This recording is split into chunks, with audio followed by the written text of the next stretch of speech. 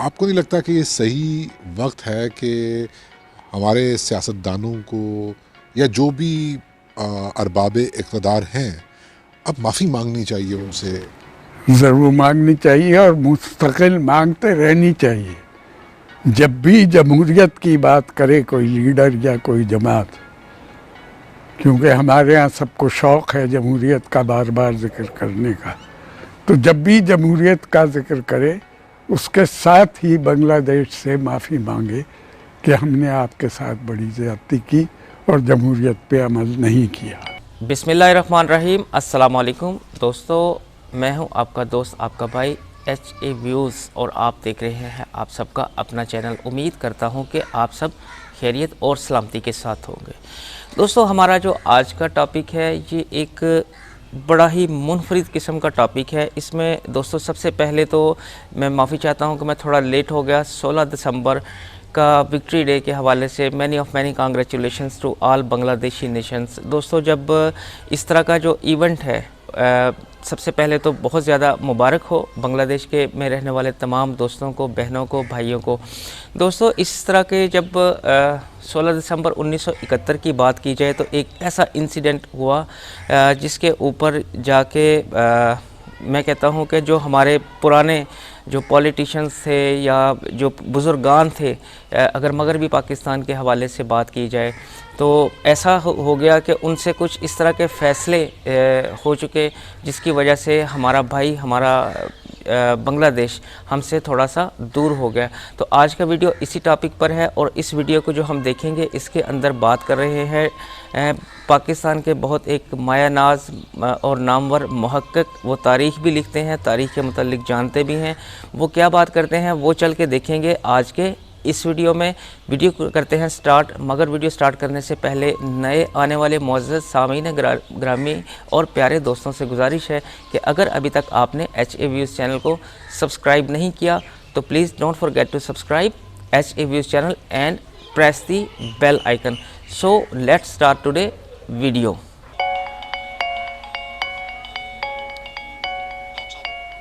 Doctor صاحب، 16 دسمبر پھر آ رہا ہے. جی ہاں، ہانٹ کرتی ہے ہمیں یہ ڈیٹ ہر سال. مطلب جتنا بھی ہم بھلانا چاہیں ان تلخ یادوں کو، وہ ایک مرتبہ پھر ایک تلخ حقیقت کی طرح ہمارے سامنے کھڑے ہوتے ہیں فیکٹس کہ ہم نے اپنے بنگالی بھائیوں کے ساتھ کیا برا سلوک کیا. دیکھیے، آپ نے کہا کہ ہمیں ہونٹ کرتا رہتا ہے یہ بات. ہماری میجورٹی ایسی ہے جو اس کا ذکر تو بہت کرتی ہے لیکن انہیں احساس نہیں ہے کہ یہ کیوں ہوا. کیوں ہوا ہے؟ اس کا انہیں ادراک نہیں ہے. اس کی وجہ جو تھی دوستو، آج کی ینگ جنریشن پاکستان کی میں بات کروں، وہ جاننا چاہتے ہیں کہ ایسا کیوں ہوا. اور پاکستان جو ایک ریاست جمہوری طریقے سے الیکشن کے ذریعے سے وجود میں آئی تھی، اس میں جمہوریت کو ہی پامال کیا گیا. میں کہیں ایک خطبہ پڑھ رہا تھا، سر سید احمد خان کا، لکھنؤ میں خطبہ دیا. سامنے بیٹھے ہوئے راجپوت اور مسلمان. ٹاپک ہے کہ یکساں مقابلے کے امتحانات نہیں ہونے چاہیے، اور دلیل وہ یہ دے رہے ہیں کہ آپ خود سوچئے کہ بنگالی تو پڑھا لکھا ہے، اگر وہ یکساں مقابلے میں جیت گیا تو وہ آپ پہ، میں ابھی چاقو رکھوں اس ٹیبل پہ تو وہ یہاں پہ کوئی بنگالی بیٹھا ہوگا تو کرسی کے نیچے گر جائے گا. کتنی بری سب ہنس بات پڑے. ہے. یہ رویہ ہماری اشرافیہ، اردو اشرافیہ کا تھا بنگالیوں کو لے کے. آپ نے بہت اچھی بات سنائی. یہی رویہ پاکستان بننے کے بعد بھی رہا. جب عوامی لیگ نے یہ شکایت کی کہ ہمیں فوج میں بھرتی نہیں کیا جاتا تو اس پہ یہ کہا گیا انہیں کہ کیا 5-5 فٹ آپ کے قد ہیں، کالے آپ کے رنگ ہیں، آپ فوج میں بھرتی دوستو، ہوں ہم گے؟ مسلمان ہیں پنجابی اور جوان ہمارے فوج پیارے میں نبی جاتا صلی ہے اللہ جس کی علیہ 48 وسلم انچ کی کے چھاتی ارشاد ہوتی ہے، گرامی کے مطابق 24 انچ کی کسی اس کی کالے کو، مونچھیں کسی ہوتی گورے ہیں. پر، کسی تو آپ عرب کو، فوج کسی میں عجم بھرتی پر ہو کے کیا کچھ کریں بھی گے؟ برتری حاصل نہیں. ہم سب بھائی ہیں 13 اور دن برابر کی ہیں. جنگ میں 48 انچ کی چھاتی اور 24 انچ کی مونچھ والوں نے ہتھیار ڈال دی. جو واقعہ ہوا جس کی وجہ سے بنگلہ دیش قائم ہوا، اس وقت जनरल याह्या खान की हुकूमत थी। याह्या खान ने मिलिट्री एक्शन का ऑर्डर किया ईस्ट पाकिस्तान में, और उसके का रीज़न ये था कि जब 3 मार्च 1971 का असेंबली सेशन बुलाने का ऑर्डर कैंसिल किया गया तो अवामी लीग ने प्रोटेस्ट किया और 7 मार्च 1971 को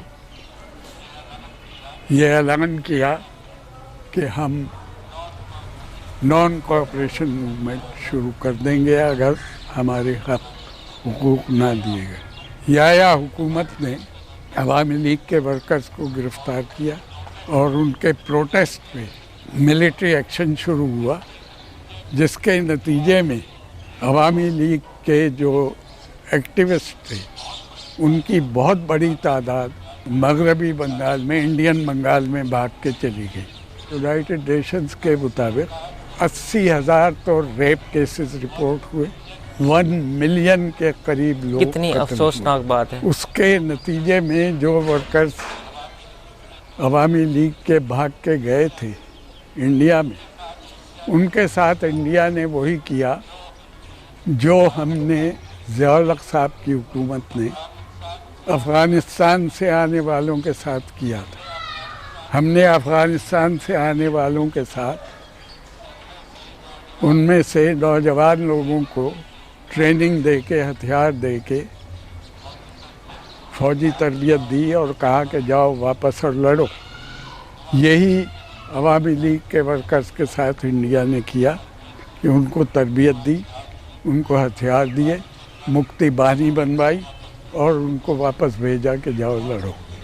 और क्योंकि पाकिस्तानी फ़ौज सारी वेस्ट पाकिस्तान पे मुनहसर थी, जिनको एयरलिफ्ट किया गया था, ना उन्हें वहाँ के रास्ते पता थे, ना उन्हें वहाँ का जोग्राफिया पता था, ना उन्हें वहाँ की ज़बान आती थी, ना उन्हें ये सिक्योरिटी थी कि उनके जो बंगाली कुक या नौकर हैं या अर्दनी हैं वो उनके साथ कुछ कर नहीं देंगे, रात को सोएंगे कैसे सोएंगे। ये तमाम मसाइल मौजूद थे। मुक्ति बानी के साथ हमारी फ़ौज, जिसको इंडिया की हिमायत भी हासिल थी और इंडिया ने उनकी हिमायत में हमला भी किया, हमारी फ़ौज इसलिए कामयाब नहीं हो सकी कि उसे वहाँ की मकामी आबादी की हिमायत हासिल नहीं थी। कितनी हिमायत हासिल थी ऑपरेशन सर्च लाइट में जो यहाँ की सियासी जमातें थी उनकी, या ये सिर्फ याह्या खान का आइडिया था? कुछ लोग जुल्फ़िकार अली भुट्टो शहीद पे ये एलिगेशन लगाते हैं कि उन्होंने भी प्रवोक किया, वो बांग्लादेश गए ढाका और वापस आकर उन्होंने कोई ऐसी स्टेटमेंट दी जब फायरिंग स्टार्ट। देखिए, बांग्लादेश पीपल्स पार्टी ने 3 दफ़ा वफद भेजा, 3-3, 4-4 रुकनी वफद बातचीत के लिए। हर दफ़ा शेख मुजीबुर रहमान साहब ने ये कहा कि मैं असेंबली से बाहर कोई बातचीत करने को तैयार नहीं, क्योंकि उनकी इतनी बड़ी अक्सरियत थी कि वो प्रेशर डालने में कामयाब रहते थे। उन्होंने बातचीत से इनकार किया, बातचीत के ज़रिए जिस पे भुट्टो ने ये मुतालबा किया याह्या खान से कि आप 120 दिन की जो पाबंदी है आइन बनाने की, असेंबली सेशन शुरू होने की, उसको ख़त्म कर दें ताकि हम अनलिमिटेड पीरियड तक बहस करते रहें। याह्या खान ने उससे इनकार किया। तब भुट्टो ने ये कहा कि अच्छा, हम असेंबली का बाइकआउट करते हैं।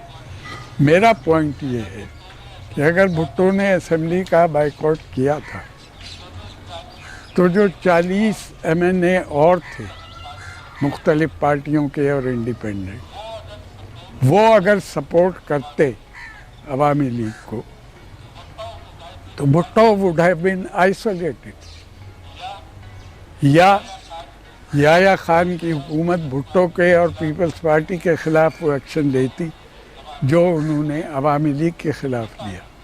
تو تاریخ مختلف ہوتی، مگر ایسا نہیں ہوا کیونکہ ہمارے ہاں حکومت ہمیشہ پنجاب کرتا رہا، فوج ساری پنجاب کی ہوتی تھی، شکایات بھی کی۔ 6 پوائنٹس میں ایک پوائنٹ بہت نمایاں یہ تھا کہ ہمیں فوج میں بھرتی نہیں کیا جاتا، اس لیے ہماری ملیشیا ہونی چاہیے علیحدہ سے 50,000 لوگوں کی۔ حمود الرحمان کمیشن پبلک نہیں کیا گیا، رپورٹ حمود public الرحمان نہیں کی۔ کمیشن کو پبلک کرنا ہمارے چاہیے۔ یہاں کلچر نہیں ہے، کوئی بھی رپورٹ پبلک نہیں ہوتی۔ ہماری سیاست میں تحقیقات کو پبلک کرنے کا کلچر نہیں ہے، کیونکہ رائٹ ٹو نو ہمارے کانسٹیٹیوشن میں ریکگنائز نہیں تھا، عوام کا right to know. 18th amendment کے ذریعے سے کہتے ہیں کہ اب دے دیا گیا ہے، مگر اس پہ اب بھی آج کل بھی عمل نہیں ہوتا۔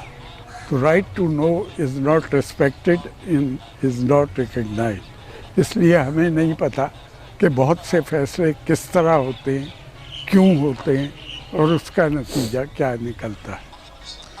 ہم نے کچھ سیکھا اس سانحے سے؟ نہیں، ہم نے کچھ نہیں سیکھا۔ اس کی وجہ ہے، میں نے شروع میں جیسے کہا تھا کہ ایک مذہبی ریاست اور جمہوری ریاست دو متضاد چیزیں ہیں۔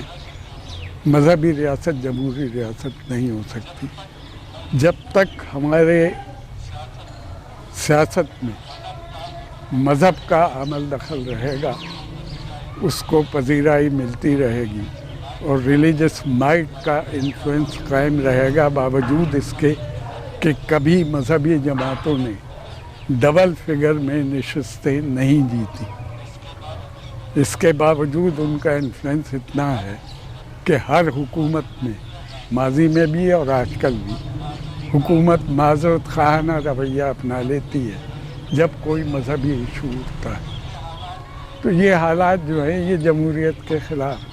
ہم نے ابھی تک معافی نہیں مانگی ان سے، 49 برس ہونے کو آئے۔ آپ کو نہیں لگتا کہ یہ صحیح وقت ہے کہ ہمارے سیاستدانوں کو یا جو بھی ارباب اقتدار ہیں اب معافی مانگنی چاہیے؟ صحیح ان بات سے؟ ہے یار، ضرور مانگنی چاہیے، اور مستقل مانگتے رہنی چاہیے۔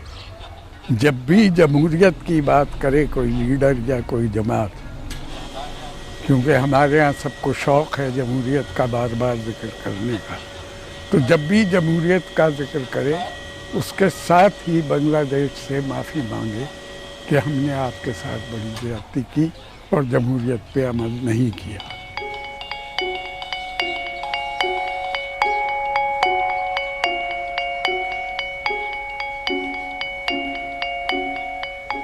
یہ تھا آج کا ویڈیو دوستو یہ جو ایک سانحہ تھا، یہ اگر ہمارے جو پرانے بزرگان جو ابھی نہیں ہیں، اس وقت کے، میں 16 دسمبر 1971 کی بات کر رہا ہوں، ان سے کچھ ایسی مسٹیکس ہوئیں۔ اگر دیکھا جائے کہ بنگلہ دیش کا جو ہمارے وہاں کے لوگ ہیں، پیارے بھائی ہیں، سب سے پہلی بات تو یہ کہ ہمارا اللہ پاک ایک ہے، ہمارا قرآن ایک ہے، اور حضرت محمد صلی اللہ علیہ وآلہ وسلم ہم سب کے آخری نبی ہیں۔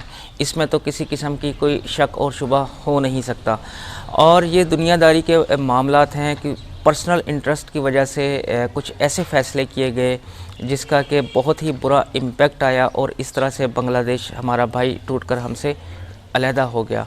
دوستو، پیار بانٹنا، محبت بانٹنا، یہ بھی ایک طرح کا کار خیر ہے اور ثواب کے زمرے میں آتا ہے۔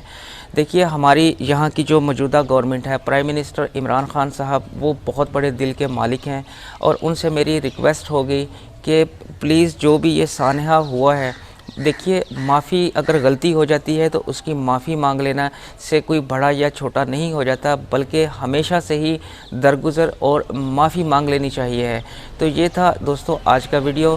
اور اگر بنگلہ دیش کے ہم حوالے سے بات کریں کہ ہمارے بنگلہ دیش کا کیا کنٹریبیوشن ہے اس مغربی پاکستان کے اندر، تو دوستو کچھ دن پہلے میں نے ایک ویڈیو اپلوڈ کیا تھا جس کا لنک میں آئی بٹن میں اوپر دے دوں گا، آپ اس کو بھی جا کر ضرور دیکھیے گا کہ بنگلہ دیش کا اس مغربی پاکستان کی بنیادوں میں بہت زیادہ اہم رول ہے۔